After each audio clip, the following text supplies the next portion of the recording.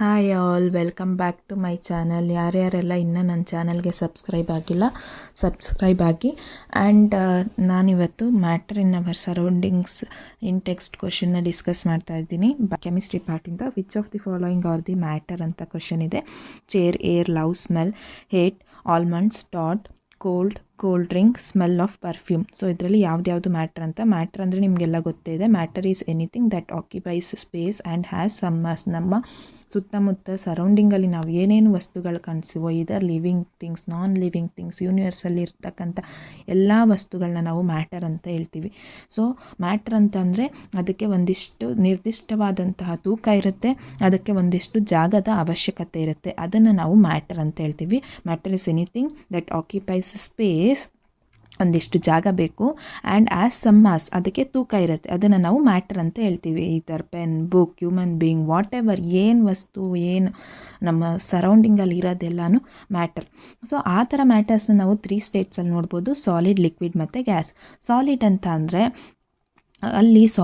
ಅಂದರೆ ಗಟ್ಟಿ ವಸ್ತುಗಳು, ಘನ ವಸ್ತುಗಳಲ್ಲಿ ಮಾಲಿಕ್ಯೂಲ್ಸ್ ಎಲ್ಲ ಟೈಟಾಗಿ ಪ್ಯಾಕ್ ಆಗಿರುತ್ತೆ. ಲಿಕ್ವಿಡ್ಸ್ ಅಂತ ಅಂದರೆ ದ್ರವ ವಸ್ತುಗಳು ಅಂತಂದರೆ ಅಲ್ಲಿ ಮಾಲಿಕ್ಯೂಲ್ಸ್ ಸ್ವಲ್ಪ ಇಂಟರ್ಮೀಡಿಯೇಟ್ ಅಂತಂದರೆ ಲೂಸಾಗಿ ಪ್ಯಾಕ್ ಆಗಿರುತ್ತೆ. ಆ್ಯಂಡ್ ಗ್ಯಾಸಸ್ ಅಂತ ಅಂದರೆ ಅನಿಲ ಅಂತ ಹೇಳ್ಬೋದು. ಅಲ್ಲಿ ಏನಾಗಿರುತ್ತೆ, ಮಾಲಿಕ್ಯೂಲ್ಸ್ ಎಲ್ಲ ಫ್ರೀಯಾಗಿ ಅರೇಂಜ್ ಆಗಿರುತ್ತೆ.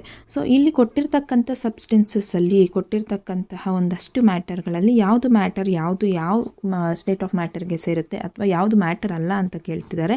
ಸೊ ಚೇರ್ ಮತ್ತು ಆಲ್ಮಂಡ್ನ ನಾವು ಸಾಲಿಡ್ ಸ್ಟೇಟ್ ಅಂತ ಹೇಳ್ಬೋದು, ಯಾಕಂದರೆ ಅದಕ್ಕೆ ನಿರ್ದಿಷ್ಟವಾದಂತಹ ಶೇಪ್ ಇದೆ ಆ್ಯಂಡ್ ಅದಕ್ಕೆ ಅಂತ ಒಂದಷ್ಟು ವಾಲ್ಯೂಮ್ ಇದೆ, ರಿಜಿಡ್ ಆಗು ಕೂಡ ಇದೆ. ಕೋಲ್ಡ್ ಡ್ರಿಂಕ್ನ ನಾವು ಲಿಕ್ವಿಡ್ ಅಂತ ಹೇಳ್ಬೋದು. It has a tendency to flow ಅಂತಂದರೆ ಅದಕ್ಕೆ ಹರಿಯುವಂತಹ, ಈಗ ನೀರು ಹೆಂಗೆ ಚೆಲ್ಲಿದ್ರೆ ಹರ್ಕೊಂಡು ಹೋಗುತ್ತೆ, ಆ ಥರ ಕೋಲ್ಡ್ ಡ್ರಿಂಕಿಗೆ ಹರಿಯುವಂತಹ ಟೆಂಡೆನ್ಸಿ ಇರುತ್ತೆ, ಅದಕ್ಕೆ ನಾವು ಲಿಕ್ವಿಡ್ ಅಂತ ಹೇಳ್ಬೋದು.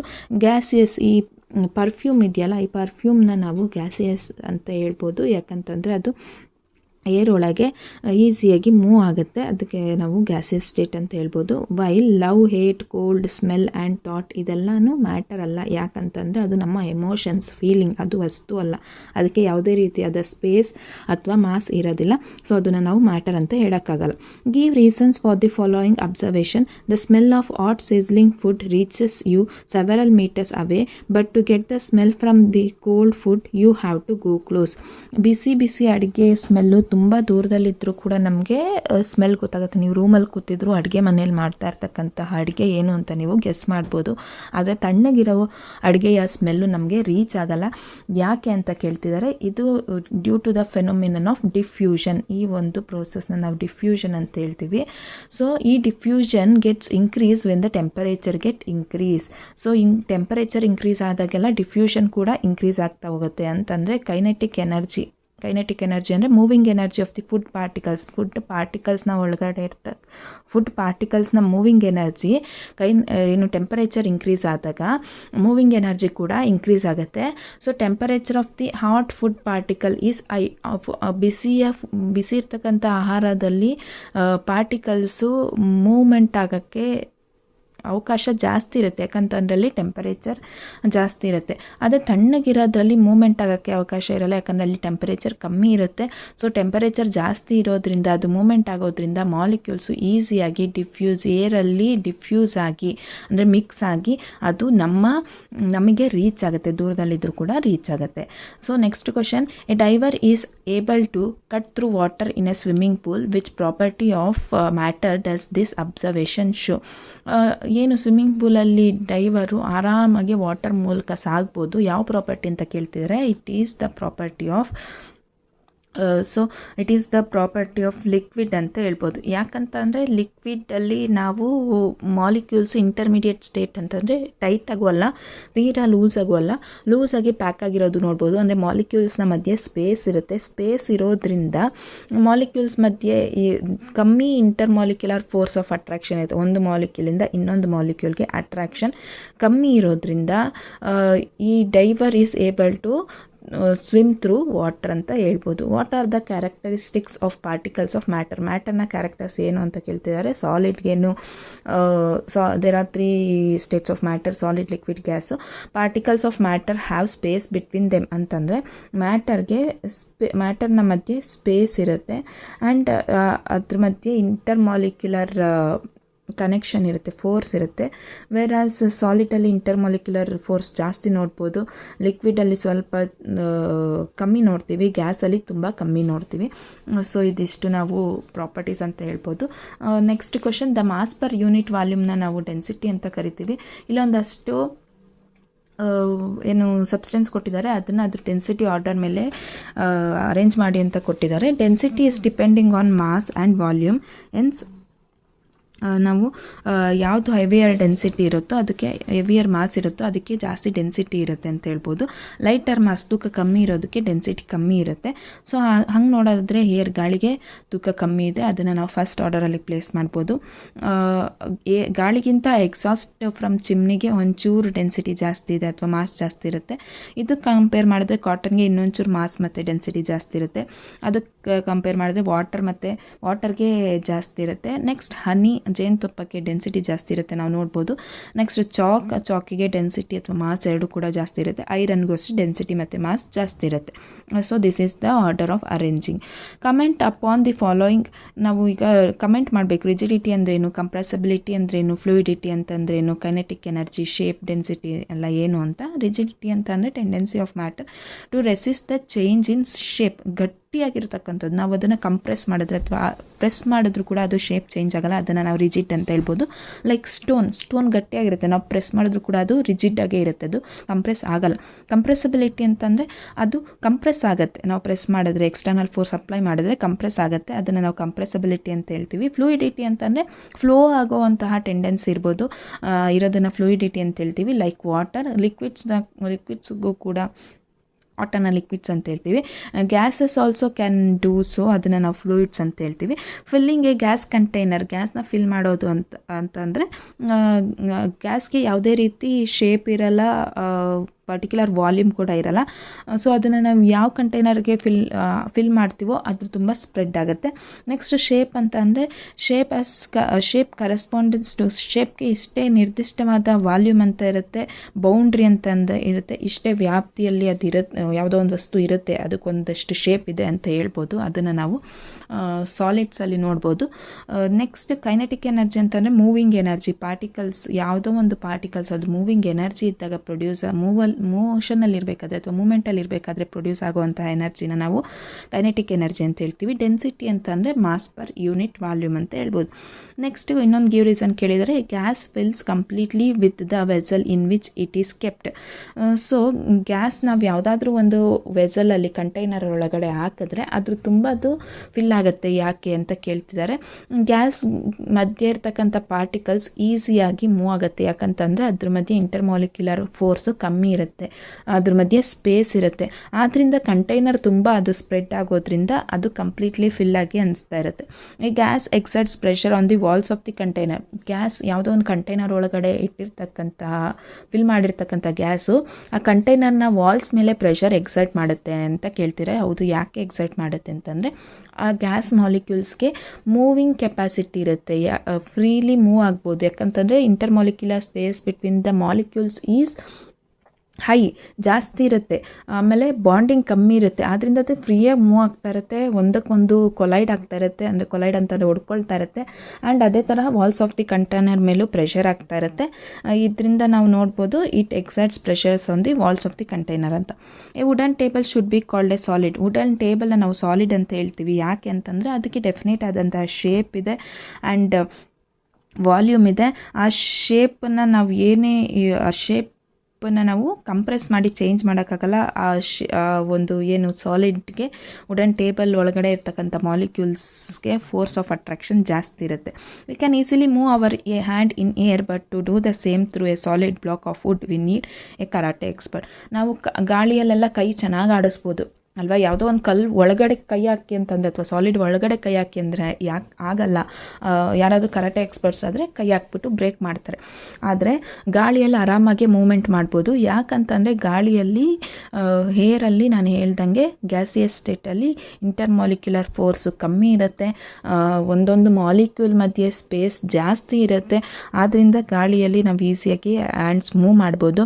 ವೆರಾಸ್ ಸಾಲಿಡ್, ಒಂದು ಇಟ್ಟಿಗೆ ಒಳಗಡೆ ಕೈ ಹಾಕೋದು ಅಂತಂದರೆ ತುಂಬ ಕಷ್ಟ, ಅದನ್ನು ಕರಾಟೆ ಎಕ್ಸ್ಪರ್ಟ್ಸ್ ಮಾಡೋಕ್ಕೆ ಸಾಧ್ಯ ಇರುತ್ತೆ. Liquids generally have lower density as compared to solid, but you must have observe that ice floats on water, find out why. So ಲಿಕ್ವಿಡ್ಸ್ಗೆ ಲೋಯರ್ ಡೆನ್ಸಿಟಿ ಇರುತ್ತೆ, ಸಾಲಿಡ್ ಕಂಪೇರ್ ಮಾಡಿದ್ರೆ ಲಿಕ್ವಿಡ್ಸ್ಗೆ ಡೆನ್ಸಿಟಿ ಕಮ್ಮಿ ಇರುತ್ತೆ. So density defined as mass per unit volume ಅಂತ ನಾವು ಡೆನ್ಸಿಟಿಯನ್ನು ಹೇಳ್ತೀವಿ. ಇದು ಜಾಸ್ತಿ ಡೆನ್ಸಿಟಿ ಇದ್ದಾಗ, ಜಾಸ್ತಿ volume of any substances, density will ಜಾಸ್ತಿ ವಾಲ್ಯೂಮ್ ಇದ್ದಾಗ ಅದ್ರದ್ದು ಡೆನ್ಸಿಟಿ ಡಿಕ್ರೀಸ್ ಆಗುತ್ತೆ. So it is inversely proportional to each other. Ice is solid in nature, ಐಸ್ನ ನಾವು ಸಾಲಿಡ್ ಅಂತ ಹೇಳ್ಬೋದು. Therefore it contains strong intermolecular force which tightly bound them. Ice solid ಆಗಿರೋದ್ರಿಂದ ಅದ್ರ ಒಳಗಡೆ ಇರ್ತಕ್ಕಂತಹ ಮಾಲಿಕ್ಯೂಲ್ಸು ಟೈಟಾಗಿ ಪ್ಯಾಕ್ ಆಗಿರ್ತವೆ, ಒಂದಕ್ಕೊಂದು ತುಂಬ ಟೈಟಾಗಿ ಬೌಂಡ್ ಆಗಿರುತ್ತೆ. And they contain lesser volume, ಆದರೆ ಅದಕ್ಕೆ ಲೆಸ್ಸರ್ ವಾಲ್ಯೂಮ್ ಇರುತ್ತೆ. But on the other hand liquid has a tendency to move freely due to weak intermolecular force. ಆದರೆ ಲಿಕ್ವಿಡಲ್ಲಿ ವೀಕ್ ಇಂಟರ್ಮಾಲಿಕ್ಯುಲರ್ ಫೋರ್ಸ್ ಇರುತ್ತೆ. ಆ್ಯಂಡ್ ಕಂಟೈನ್ ಲಾರ್ಜ್ ವಾಲ್ಯೂಮ್, ಆದರೆ ಅದಕ್ಕೆ large volume ಇರುತ್ತೆ. For this we can say that water has larger volume and lesser density. So it has a tendency to float on water. So ಐಸ್ಗೆ water ಮೇಲೆ float ಆಗೋ tendency ಇದೆ. And degree ಸೆಲ್ಸಿಯಸ್ಗೆ ಟೆಂಪರೇಚರ್ನ celsius ಸ್ಕೇಲ್ಗೆ ನಾವು convert ಮಾಡಬೇಕಂತಂದರೆ 273 degree ಸೆಲ್ಸಿಯಸ್ಸಿಂದ minus ಮಾಡಬೇಕಾಗತ್ತೆ. Next, what is the physical state of water at 250 degree centigrade to 100 degree centigrade boiling point ಆಗುತ್ತೆ. 250 ಸೆಂಟಿಗ್ರೇಡಲ್ಲಿ ನಾವು ಗ್ಯಾಸಿಯಸ್ ಸ್ಟೇಟಲ್ಲಿ ನೋಡ್ಬೋದು ವಾಟರ್ನ. ಫಾರ್ ಎನಿ ಸಬ್ಸ್ಟೆನ್ಸ್ 250 ಡಿಗ್ರಿ ಸೆಂಟಿಗ್ರೇಡಲ್ಲಿ 100 ಡಿಗ್ರಿಗೆ ಬಾಯ್ಲಿಂಗ್ ಸ್ಟಾರ್ಟ್ ಆದರೆ ಅದು ಗ್ಯಾಸಿಯಸ್ ಸ್ಟೇಟಲ್ಲಿ ನೋಡ್ತೀವಿ. Is the starting point where water start boiling. So this temperature water exist in both liquid and solid state, ಎರಡಲ್ಲೂ ಕೂಡ ನಾವು ಲಿಕ್ವಿಡ್ ಮತ್ತು ಸಾಲಿಡ್ ಸ್ಟೇಟ್ ಎರಡನ್ನು ಕೂಡ ನೋಡ್ಬೋದು. For any substance why does the temperature remains constant during the change of the state. ಒಂದು ವಸ್ತುವಿಂದ ಇವಾಗ ಸಾಲಿಡ್ ಇದ್ದಿದ್ದು ಲಿಕ್ವಿಡ್ ಆಗಬೇಕು ಅಂತಂದರೆ ಅದ್ರ ಮಧ್ಯೆ ಚೇಂಜ್ ಆಗೋವಂತಹ ಟೆಂಪರೇಚರು ಕಾನ್ಸ್ಟೆಂಟ್ ಆಗಿರುತ್ತೆ. ಯಾಕೆ, ನೀವು ಇವಾಗ ನೋಡಿರ್ಬೋದು, ಐಸನ್ನು ಒಂದು ಪಾತ್ರೆ ಒಳಗೆ ಹಾಕಿ ಹೀಟ್ ಮಾಡಬೇಕು. ಸರ್ಟೆನ್ ಟೆಂಪರೇಚರ್ ಅಂತಂದರೆ ಐಸು ಪೂರ್ತಿಯಾಗಿ ಕಂಪ್ಲೀಟಾಗಿ ಕರಗಿ ವಾಟರ್ ಆಗೋವರೆಗೂ ನಾವಲ್ಲಿ ಬಿಸಿಯನ್ನು ಫೀಲ್ ಮಾಡೋಕ್ಕಾಗ್ತಾ ಇರಲ್ಲ. ಯಾಕಂತಂದರೆ ಆ ಎನರ್ಜಿ ಎಲ್ಲ ಐಸು ಅಬ್ಸರ್ವ್ ಮಾಡ್ಕೊಳ್ಳುತ್ತೆ. ಅದ್ರ ಮಧ್ಯೆ ಇರ್ತಕ್ಕಂಥ ಇಂಟರ್ಮಾಲಿಕ್ಯುಲರ್ ಫೋರ್ಸ್ ಏನಿದೆ, ಐಸ್ ಅಂತ ಅಂದರೆ ಸಾಲಿಡ್ ಒಳಗಡೆ ಮಾಲಿಕ್ಯೂಲ್ಸ್ ಎಲ್ಲ ಗಟ್ಟಿಯಾಗಿ ಪಕ್ಕ ಪ್ಯಾಕ್ ಆಗಿರೋದ್ರಿಂದ ಇಂಟರ್ಮಾಲಿಕ್ಯುಲರ್ ಫೋರ್ಸ್ ಜಾಸ್ತಿ ಇರುತ್ತೆ. ಆ ಇಂಟರ್ಮಾಲಿಕ್ಯುಲರ್ ಫೋರ್ಸು ಬ್ರೇಕ್ ಆಗಬೇಕು. ಬ್ರೇಕ್ ಆದಾಗ ಸಾಲಿಡ್ ಇದ್ದಿದ್ದು ಲಿಕ್ವಿಡ್ ಆಗ್ತಾ ಹೋಗುತ್ತೆ. ಸೊ ಆ ಬ್ರೇಕ್ ಆಗೋಕ್ಕೆ ಆ ಹೀಟೆಲ್ಲ ಅಬ್ಸರ್ವ್ ಆಗಿರುತ್ತೆ. ಅದನ್ನು ನಾವು ಹಿಡನ್ ಹೀಟ್ ಅಥವಾ ಲೇಟೆಂಟ್ ಹೀಟ್ ಅಂತ ಹೇಳ್ತೀವಿ. ಸೊ ಟೆಂಪರೇಚರ್ ರೈಸ್ ಆಗೋದು ನಮಗೆ ಗೊತ್ತಾಗಲ್ಲ. ಬಿಸಿ ಪಾಸ್ ಮಾಡ್ತಾಯಿದ್ರು ಕೂಡ, ಹೀಟ್ ಪಾಸ್ ಮಾಡ್ತಾಯಿದ್ರು ಕೂಡ ಟೆಂಪರೇಚರ್ ರೈಸ್ ಆಗಲ್ಲ. ಅದು ಯಾವಾಗ ಕಂಪ್ಲೀಟಾಗಿ ಕರಗಿ ವಾಟರ್ ಆಗಿ ಸಾಲಿಡ್ ಇದ್ದಿದ್ದು ವಾಟರ್ ಆಗಿ ಕನ್ವರ್ಟ್ ಆಗುತ್ತೆ, ಆಮೇಲೆ ನಾವು ಟೆಂಪರೇಚರ್ ರೈಸ್ ಆಗೋದನ್ನು ನೋಡ್ಬೋದು. Suggest a method to liquefy atmospheric gas. ಅಟ್ಮಾಸ್ಫಿಯರಲ್ಲಿರ್ತಕ್ಕಂಥ ಗ್ಯಾಸ್ನ ಲಿಕ್ವಿಫೈ ಮಾಡಬೇಕು ಅಂತಂದರೆ ನಾವು ಹೈ ಪ್ರೆಷರ್ನ ಅಪ್ಲೈ ಮಾಡಬೇಕು. ಲೋ ಟೆಂಪರೇಚರಲ್ಲಿ ಟೆಂಪರೇಚರ್ ಕಮ್ಮಿ ಇಟ್ಕೊಂಡು ಹೈ ಪ್ರೆಷರ್ ಅಪ್ಲೈ ಮಾಡಿದ್ರೆ ಅಟ್ಮಾಸ್ಫಿಯರಿಕ್ ಗ್ಯಾಸು ಲಿಕ್ವಿಡ್ ಆಗಿ ಕನ್ವರ್ಟ್ ಆಗುತ್ತೆ. Why does a desert cool better on a hot dry day. Desert coolers ತುಂಬ ಚೆನ್ನಾಗಿ ಕೂಲ್ ಕೊಡುತ್ತೆ ಬಿಸಿಲು ಕಾಲದಲ್ಲಿ. ಯಾಕೆ ಅಂತ ಕೇಳ್ತಿದ್ದಾರೆ. This is because liquid particles absorbs energy. ಈ ಲಿಕ್ವಿಡ್ ಪಾರ್ಟಿಕಲ್ಸ್ಗೆ ಸರೌಂಡಿಂಗ್ ಇಂದ ಎನರ್ಜಿ ಅಬ್ಸರ್ವ್ ಮಾಡುವಂತಹ ಪ್ರಾಪರ್ಟಿ ಇರುತ್ತೆ. ಯಾವಾಗ ಸರೌಂಡಿಂಗಿಂದ ಎನರ್ಜಿ ಅಬ್ಸರ್ವ್ ಮಾಡಿಕೊಂಡಾಗ ಅದು ಕೂಲಿಂಗ್ ಎಫೆಕ್ಟನ್ನ ಕ್ರಿಯೇಟ್ ಮಾಡುತ್ತೆ. ಎವಾಪರೇಷನ್ನು ಕೂಡ ಹಾಗೇ ಕೂಲಿಂಗ್ ಎಫೆಕ್ಟ್ನ ಕ್ರಿಯೇಟ್ ಮಾಡುತ್ತೆ. So if the amount of water vapour present in the air, ಅಟ್ಮಾಸ್ಫಿಯರಲ್ಲಿ ವಾಟರು ಜಾಸ್ತಿ ಇದ್ದಾಗ the rate of evaporation is more, evaporation ಜಾಸ್ತಿ ಇರುತ್ತೆ ಅಂತ ಹೇಳ್ಬೋದು. On a hot dry day the amount of water vapour present in the air is, ಬಿಸಿಲು ಕಾಲದಲ್ಲಿ water vapour ಏರಲ್ಲಿರ್ತಕ್ಕಂಥ ವಾಟರ್ ಕಂಟೆಂಟು ಕಮ್ಮಿ ಇರುತ್ತೆ. ಸೊ ಈಸಿಯಾಗಿ ಎವಾಪರೇಟ್ ಆಗೋಕ್ಕೆ ಸ್ಟಾರ್ಟ್ ಆಗುತ್ತೆ. ವಾಟರ್ ಯಾವಾಗ ಎವಾಪರೇಟ್ ಆಗಕ್ಕೆ ಸ್ಟಾರ್ಟ್ ಆಗುತ್ತೆ, ಅದ್ರ ಸರೌಂಡಿಂಗಿಂದ ಎನರ್ಜಿನ ಅಬ್ಸರ್ವ್ ಮಾಡ್ಕೊಳ್ಳೋಕ್ಕೆ ಸ್ಟಾರ್ಟ್ ಆಗುತ್ತೆ. ಸೊ ಸರೌಂಡಿಂಗಿಂದ ಎನರ್ಜಿ ಅಬ್ಸರ್ವ್ ಆದಾಗ ಅಲ್ಲಿ ನಾವು ಕೂಲ್ನ ಫೀಲ್ ಮಾಡ್ಬೋದು. ಸೊ ಯಾವಾಗ ಎವಾಪರೇಷನ್ ಆಗುತ್ತೆ, ಎವಾಪರೇಷನ್ ಕಾಸಸ್ ಕೂಲಿಂಗ್. ಸೊ ಇದರಿಂದ ನಾವು ಹೇಳ್ಬೋದು ಬಿಸಿಲು ಕಾಲದಲ್ಲಿ ಕೂಲಿಂಗ್ ಎಫೆಕ್ಟ್ ಜಾಸ್ತಿ ಕೊಡುತ್ತೆ ಅಂತ. How does water kept in an ಅರ್ಥನ್ pot become cool during summers?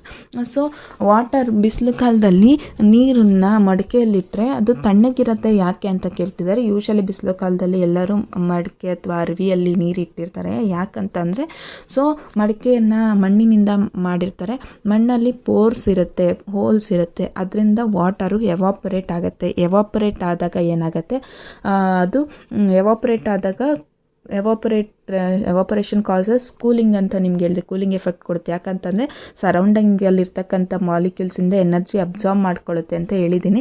So ಅದರಿಂದ ನಾವು ವಾಟರ್ ಕೂಲ್ ಆಗೋದನ್ನು ನೋಡ್ಬೋದು.